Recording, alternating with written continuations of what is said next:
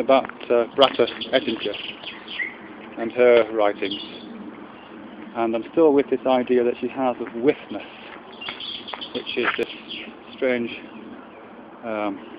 corruption of the term witness, which she puts an H in the middle to turn it into witness, to indicate kind of mutual arising, co-emergence, co-presence, that kind of a sense. So in the placement of what in psychoanalytic terms might be considered kind of phallic subject-object relations. There's this more matrixial, womb-like co-emergence in which even the term subject and object become questionable, but to the extent they exist at all, they co-potentiate one another. Hello! Alright, so bad. So I'm mentioning that. Oh yes, I remember. In part of the same presentation that she did on the video I watched on YouTube, she mentions the term compassion, and she reminds the people, myself, she reminds us of its etymological origins in passion, meaning witness, and passion, I think, although I may be wrong on this one, having the same etymological roots as words that end in pathy, like empathy and sympathy, and pathology and psychopathy, and those kind of words. Words which all indicate a bodily sense of feeling, a bodily felt sense. So compassion in Ettinger, and she reminds us more generally, is indicating a shared bodily sense of being with another body and sharing the same sense. And what that reminds me of is other witnesses. I've spoken before in one of these videos about William James writing about consciousness, and again he reminds us that consciousness is a kind of portmanteau word in which the con at the beginning of it indicates with, and then the sciousness infers knowing. So when we're saying we're conscious of something, there's always it's always to do with knowing. The implication being that there's a subject at the beginning, or an unmentioned subject, the I am with knowing, kind of present, although covertly present, hiding behind the prefix.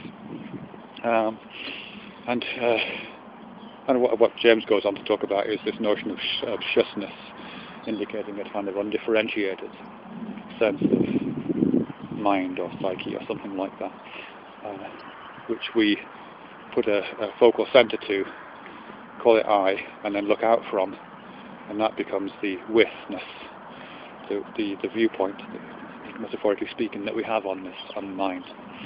So that's this other withness that I'm thinking about. But the third withness, which I was thinking about a few days ago and then realised I got wrong when I did a bit of checking, was this word contemplate.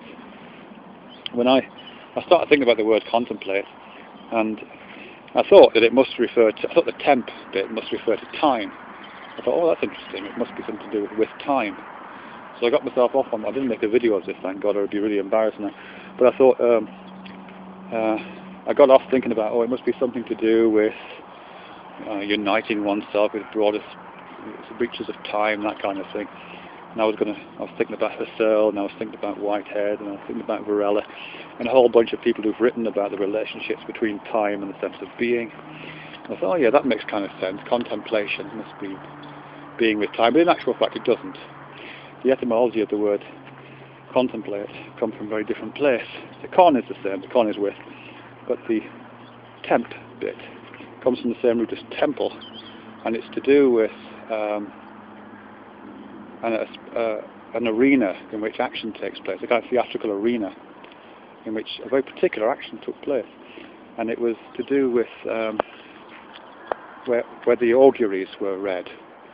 So my understanding is, and it's pretty vague in my memory, is that the augur, the person who would predict what was going to happen, who would make some sort of prognostication about the future, would describe a circle with a stick, describe an arena, and that would be the arena in which one would observe, in that particular case, the flight of birds, because auguries and inauguration comes from words meaning to predict the future by observing the flight of birds.